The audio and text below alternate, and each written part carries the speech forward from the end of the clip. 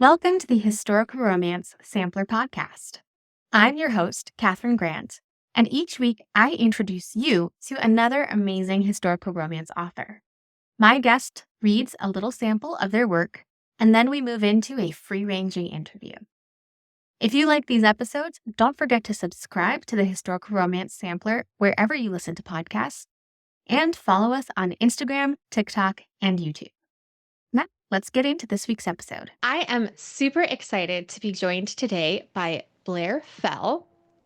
Blair writes and lives in New York City and is a multi-hyphenate. His television work includes Queer as Folk and the Emmy Award-winning California Connected.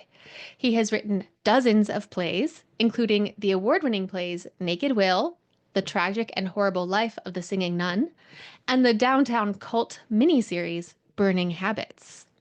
His personal essays have appeared in HuffPost, Out, Daily News New York, and more.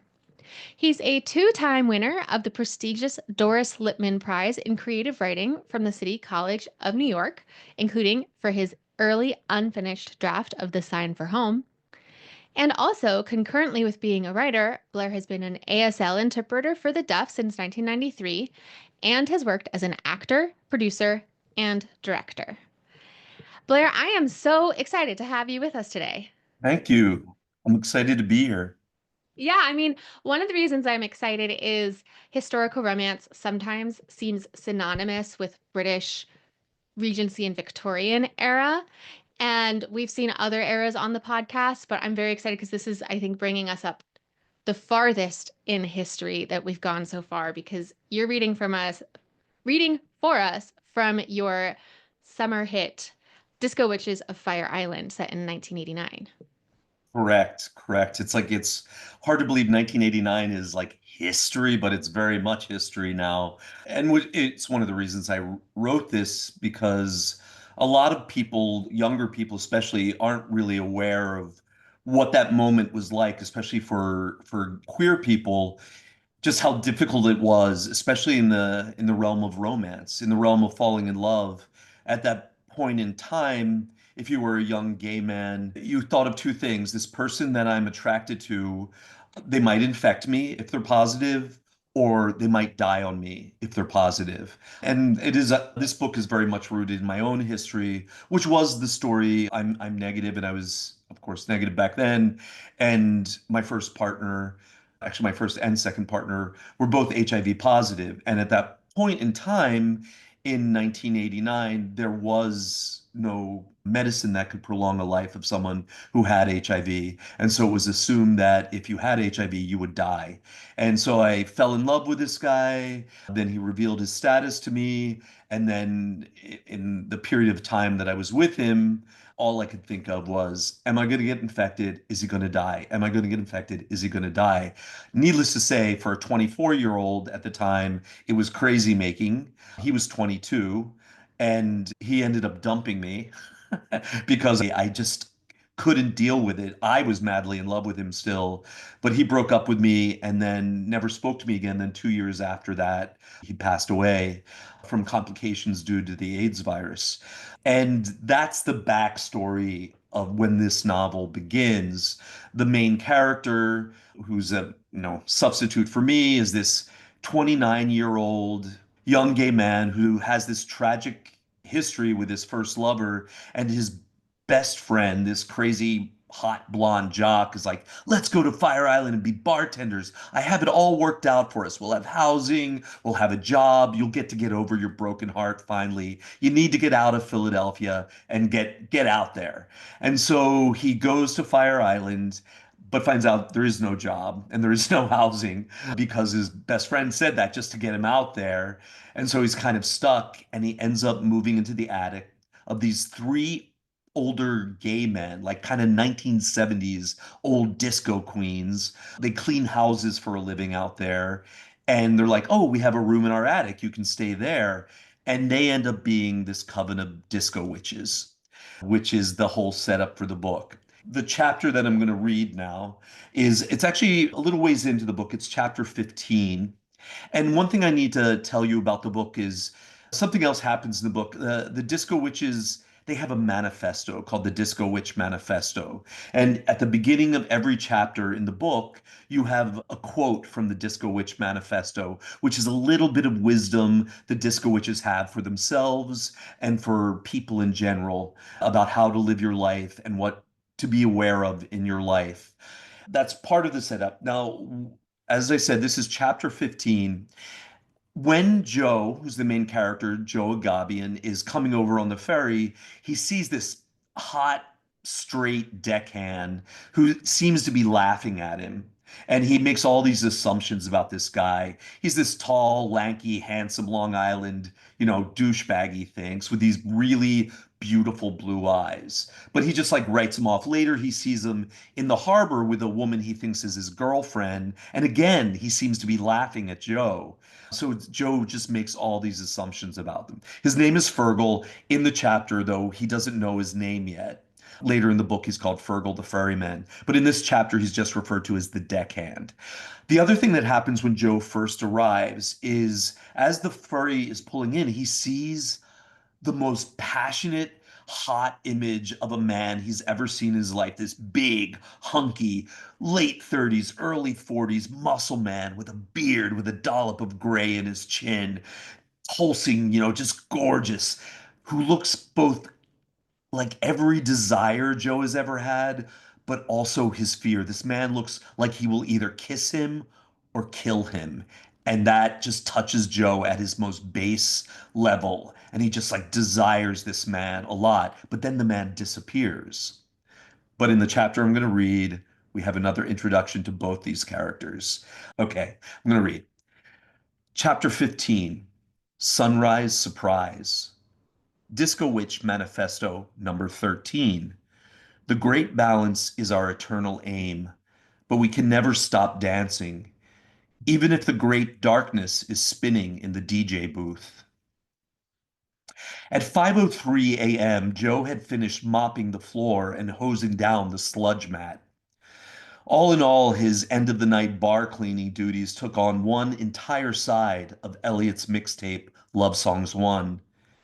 Joe's pulse wouldn't stop buzzing from the first night's excitement, not to mention the devil dog size of dollar bills in his pocket. In order to blow off steam before bed, Joe decided to watch the sunrise on the beach while finishing the leftovers in his Charlie's Angels lunchbox. Barely a 70-foot walk from the bar door, stepping onto the beach at dawn was like arriving in a temporary paradise, with its miles of empty sand, raging ocean, cawing gulls, and spectacular awakening sky. Red sky at night, sailor's delight. Red sky in the morning, sailor's heed warning. He whispered out loud to himself. How to identify coming storm was one of the few things his late father, a former Navy man, had taught him. Although beyond a few wisps of red, that morning sky was mostly orange, yellow, and a little purple. What did that foretell? Elliot had been obsessed with sunrises. Once he and Joe had spent a week together on Ocean City, New Jersey, and he'd insisted they depart Philly at 3 in the morning so they could catch the sunrise over the ocean together. When they reached the Great Egg Harbor Bridge, Elliot had shouted, "I spy the bay!" with glee. It had been his family's tradition that whoever was the first to see their watery destination shouted it out as if they had won something. Joe loved how Elliot was able to mix his powerful, grown man self with a child's sense of wonder.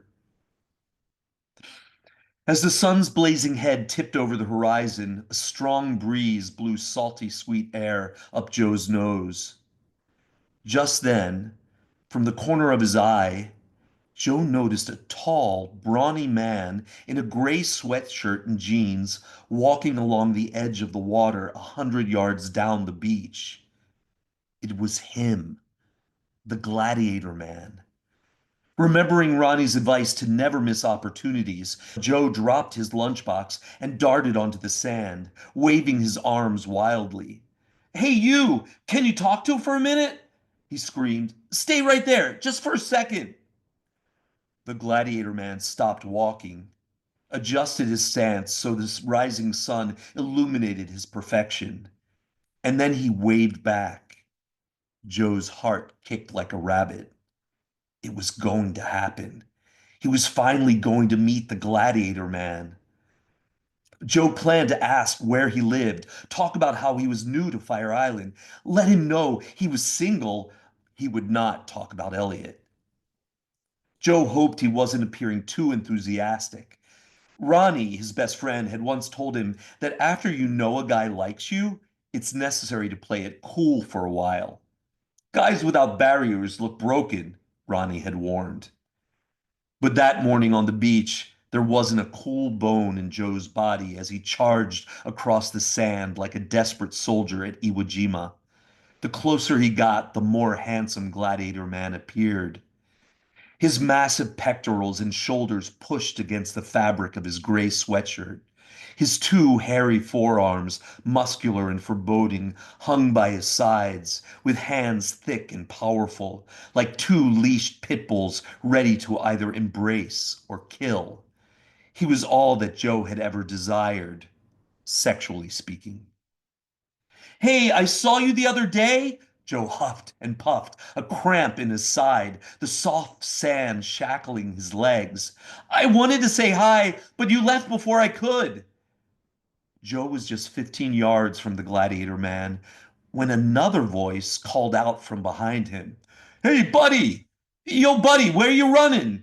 You forgot something. Joe turned. There, shouting from the top of the steps, was that blue-eyed deckhand. The one with the girlfriend in the harbor? He started down the steps and across the sand toward Joe. He appeared to be soaking wet under his Pines Ferry sweatshirt. What do you want? Joe asked, hoping the gladiator man wouldn't hear. Hey, you forgot your Charlie's Angels lunchbox on the steps, the deckhand teased as he dangled the campy lunchbox. Couldn't this straight idiot see Joe was in the middle of something important? And who went swimming in the ocean at 5 in the morning? I left it there on purpose, Joe said. He turned back toward the gladiator man who had begun walking away. Did he think Joe and the deckhand were together? Hey! Joe shouted. Wait a minute! Well, which is it? The deckhand said from behind him. You want me to stay or go? I wasn't talking to you, Joe snapped. Right? The deckhand said. So, what are you doing on the beach this time of morning? Anyway, taking a run? Look, Joe said sharply, I can't talk right now. He then readied himself again for the chase, but when he turned to look for Gladiator Man, he was gone. Joe fell to his knees and punched the sand. Fuck! The deckhand stepped back. Jesus, what's wrong? Did something bad happen? Yeah, no, it's just I was trying to catch up to someone. Sorry, I didn't mean to snap at you before. No worries, the deckhand said, pulling a swig from a bottle of Johnny Walker from his board shorts. Joe noticed the deckhand's eyes again. Even while bloodshot and glassy, they were an even more stunning blue than before. For some reason, near the ocean and in the morning light, the deckhand's eyes appeared to be almost cobalt blue. Or was that indigo? And they were framed by long black eyelashes flecked with wet salt and sand, much like the rest of him. You know, it's not safe to go swimming drunk, Joe said, especially when no one's around to save you if something happens. I didn't swim drunk, the deckhand retorted. I swam hungover. You woke up hungover and decided it was a good idea to swim? Nah, I never went to bed. In fact, come to think of it, I better catch another swim before I work the first boat out. By the way, you said you were trying to catch up with someone? Who was that? Uh, who do you think? Joe said. You know, that big muscular dude, the one you scared away? Muscular dude? The deckhand gestured to the completely empty beach. Nobody on this beach but us and the seagulls. You sure I'm the only one who's been drinking? For Christ's sake, Joe said, how hungover are you? You didn't see that huge guy with the beard literally standing just over there? Chill out, shortstop, the deckhand said. Don't get your skirts all bunched up. The deckhand's smirk and gay-baiting comment were the last straw. Joe mustered his most threatening glare, which wasn't very threatening. You always act like such an ass. I was just joking with you. The deckhand made the peace sign. It's weird that I miss seeing another human being that close by, but then again, I wasn't really focused over there. The deckhand's eyes momentarily latched onto Joe, but then he quickly looked away like he was embarrassed. Or maybe I'm still a little drunk. I better get back in the ocean and make myself right. He yanked off his sweatshirt. His lean torso was more muscular than Joe had imagined, with a perfect little patch of hair at the top and a small treasure trail between his belly button and board shorts. When he turned and jogged toward the water, Joe noticed he had an almost comical gait. There didn't seem to be anything wrong with his legs, though, still long and hairy and too sexy for a straight guy. Then Joe noticed something odd. The deckhand had huge, paddle-like feet, with toes ever so slightly webbed. Thus the reason for the funny jog. Any awkwardness disappeared, though, as soon as he dove into the waves. His arms, like twin porpoises, sliced through the water, while his legs kicked fountains. When he was 25 feet from the shore, he dove under and disappeared. 10 seconds passed. 20, 30, 60. At 90 seconds, Joe walked to the water's edge and recounted the CPR class he had been forced to take in his last job.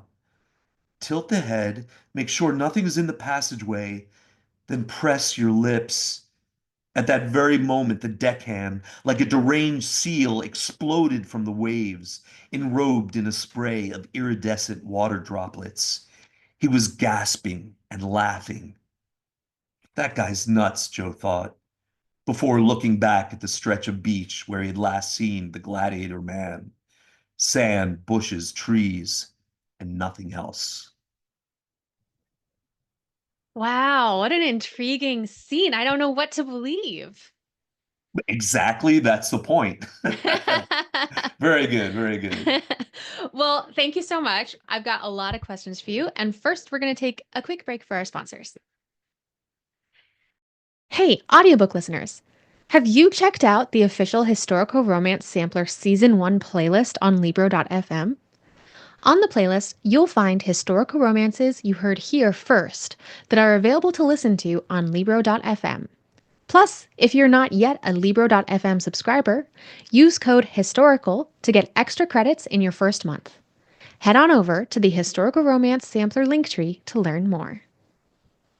I am back with Blair Fell, who just read a sample of The Disco Witches of Fire Island, a very intriguing historical romance.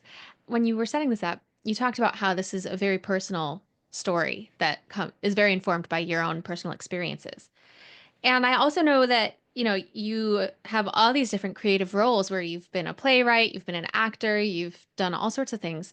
So I'm curious, how long has this story been whirling around in your head? And what is it about the novel, as opposed to a play or a television script or whatever, that appealed to you as a medium to tell it? That's a great question. With the story itself, I mean, again, it's based in life. I moved to Fire Island sight unseen when I was 29. I moved into the attic of these three older gay men. And I guess forming that story into them being witches started like probably about like 30 years ago. I was asked to do a serialized story in this magazine, this little weekly gay magazine in New York. I had been writing serialized plays, and the editor who had liked my serialized plays asked me to do something. I'm like, I know nothing about writing fiction. It wasn't, in my opinion, very good, although some people really liked it. But I would like write it last minute. Like literally, if it was due on Tuesday, I would write it on Monday. Like didn't take it seriously, but I liked the idea of it about this young man being cared for by these older queer men, witches, like that kind of thing, like bringing like mythology and stuff into this thing. It wasn't a period piece at the time because this was the 90s. Then when I started writing my first novel, which is called The Sign for Home, which is a contemporary coming of age story about a young, straight, deaf-blind Jehovah's Witness and his gay interpreter and their friendship, and then their journey to find the lost love of the young man who's this young deaf woman. And while I was writing that, I never had written a novel. I fell in love with like being completely in control of the story and getting to like really delve into the world in the first novel. So I kind of at that point had already said, like, I do want to keep trying this novel thing, even if nothing sells. I have to imagine that all of your experience writing plays and writing for TV, it all is cumulative and is informing this amazing Absolutely. novel experience. Absolutely. So it's like to me to like say like, oh, that's just a miraculous thing. It's like I worked in television. I wrote dozens and dozens of plays. The fact of being a playwright helps so much with dialogue. I have no problem with dialogue. Dialogue, I can like shoot out my left nostril like without even thinking. Not a problem. Yeah, so I had all that experience. I didn't know it could translate to writing a novel. Because like Yeah. you novelists, Catherine, are, you were my heroes. I just wanted a lover who was a novelist. I had no desire to be a novelist myself. Not that I had no desire. I didn't think it was possible. And Yeah. like, I just wish I was not so afraid of it earlier because I just, like, it's to get so involved in a story. And what's cool about this, because it is now a history piece, Yeah. to have to go back to that period and like research the songs. There's a lot about music. There's actually a playlist available on Spotify that goes along with the book that my editor put together called the Disco Very Witches of cool. Fire Island Spotify playlist, which has all the songs in the book plus the inspiration songs that I used. And having to do that research, having to research the clothes they were wearing, what the colors they were wearing. But what also was like there's a thing where the ferryman, Fergal, the ferryman, says to Joe, "Hey," what he says, like, "Hey, be cool, shortstop." Shortstop was something you said back then. No one says that now, but it was kind of like, this, it's not a dig, but it's kind of like this affectionate thing you say to someone who's shorter than you. "Hey, Mm. shortstop, what are you Like doing?" pipsqueak. It's a little bit sexier than Pipsqueak. It's Oh, like, okay. it's more like, "Hey, buddy, what are you doing there? You big lug." Kind of more like that kind of thing. Mhm. And so it's like getting that kind of thing. Like they use the word rad, which we don't really. Some people use it because it's a cool thing to say now. I mean, cool thing like, oh, I'm being retro and saying rad. But Right. then it Yeah. was the thing you said. That's Yeah. bitchin', that's rad. All of those things in creating that history again was really a challenge, but super fun. Yeah. And at what point when you were writing it, did you realize that you were writing a historical fiction piece versus just kind of going back to this story that you wanted to tell? That's such a great question because I didn't write it as a historical piece. I wrote it as, okay, well, I was not on Fire Island in the 80s. I was there in the early 90s, which is just a few years from then.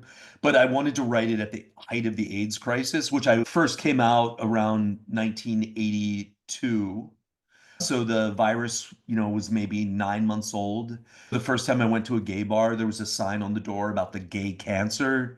So I never was sexual before the virus was out there.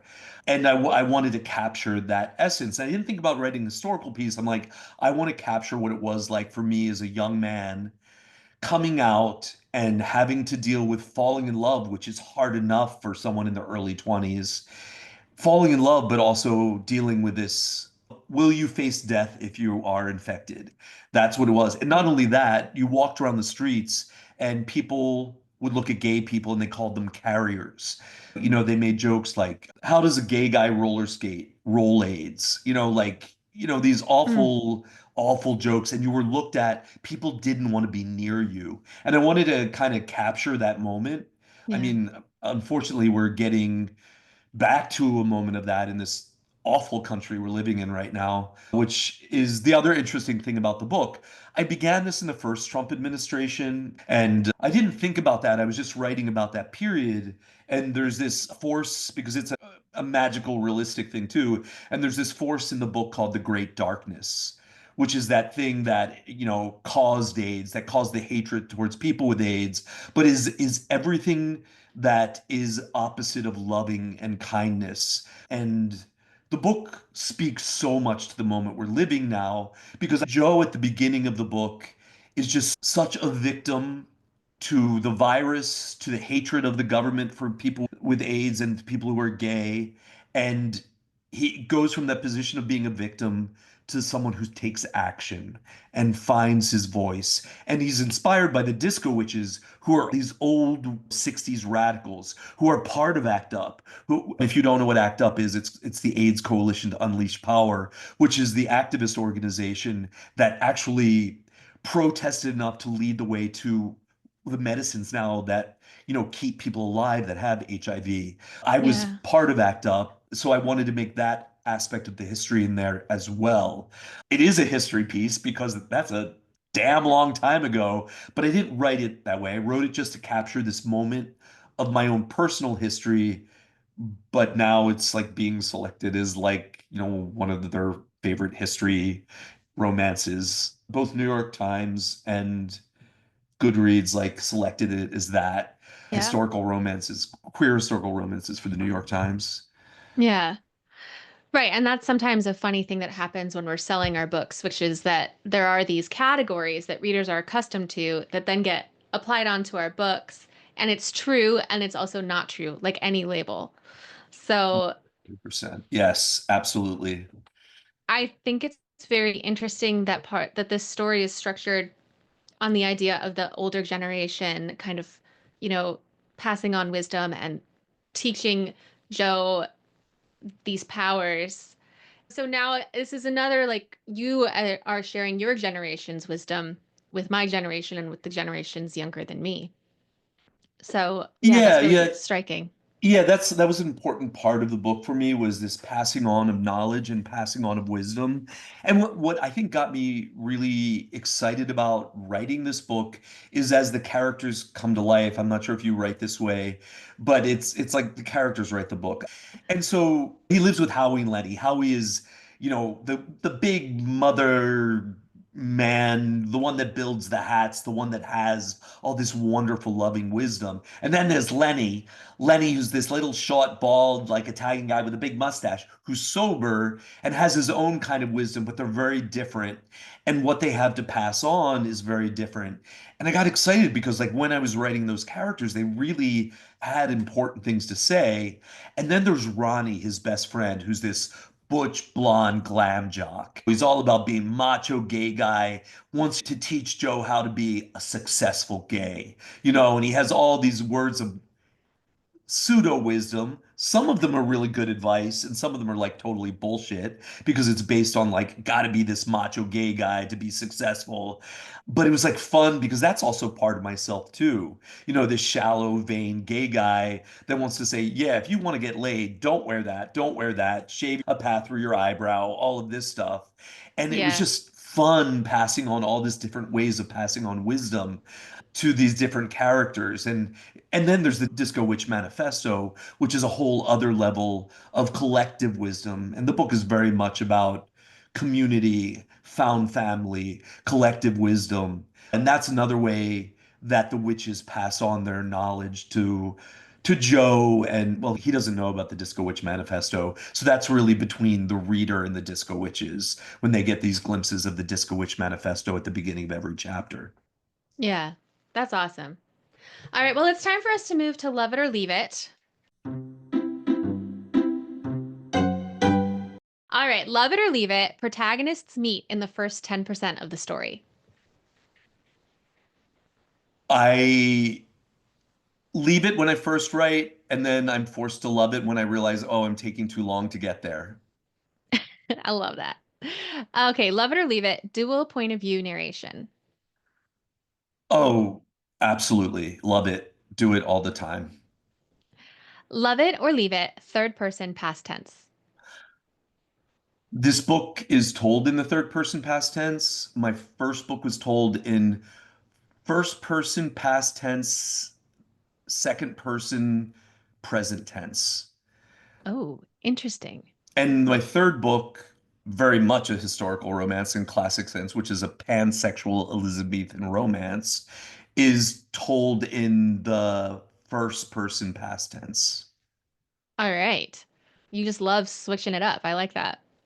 I Love it or leave it, the third act breakup or dark moment. I don't know. I mean, I don't know because I don't think that way when I write. I just write and then I'm like, ooh, I feel I need to do something here. That's my method of writing. Ooh, I need to do something here. Yeah, So I you've got can't say. an intuition about it. All right. Love it or leave it, always end with an epilogue. I hate to say this, but I do. I guess I love it because I always do it. Always, always. I do it. All right. Love it or leave it, always share research in your author's note. Hmm. No, I don't do that. I do like on an Instagram page, I share like research and inspiration stuff, but I don't think I do in my author's note. All right. In the next book, I do a little bit.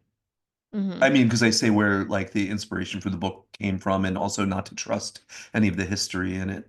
All right. Well, and are there any other romance rules I didn't ask about that you know and you'd like to break? I think the one rule I like to break is I don't like to make the romance the only central important relationship. I think friendship and romance are on equal footing, and one is not better than the other, and that we need to see the value and importance of our friendships because that whole hierarchical system, screws us up. It's why men die earlier than women. Women know their friends are important, men don't. And so that's like I make sure I give equal footing to friendships and the value in that, and not say, oh, romance is the most important thing. I love that. That's beautiful. Thank you. Well, thank you for playing Love It or Leave It. And thank you for coming on the show and talking to us about Disco Witches of Fire Island. Where should our readers go to find you and the book? Well, Google the book, you'll find it everywhere. But it's you could go to my website, which is blairfell.com, Blair, F is in Frank, ELL.com. That's fall down in the past tense, Blair Fell. You can find like lots of links and information there, but also follow me on Instagram, Blair Fell at Instagram, and also Disco Witches of Fire Island at Instagram. There's a lot of great photos from my own past and historical things that inspired this. Photos I took in ACT UP demonstrations, also some very steamy photos for those of you who would like to Ooh, see some steamy stuff. For uncensored photos, if you want to get a little bit deeper there, follow me on Blue Sky, where you can show some uncensored photos. And that's stuff that directly influences the book and that I pulled from for the book. So they're fun. That's Blair Fell at Blue Sky. that's awesome. I will put a link to your website in the show notes so listeners can just head on over and find everything. Yeah, thank you. This has been so great. I've really appreciated talking to you. Thanks for coming on. Loved it. Thank you, Catherine. That's it for this week. Don't forget to subscribe to the Historical Romance Sampler wherever you listen, and follow us on Instagram, TikTok, and YouTube. Until next week, happy reading!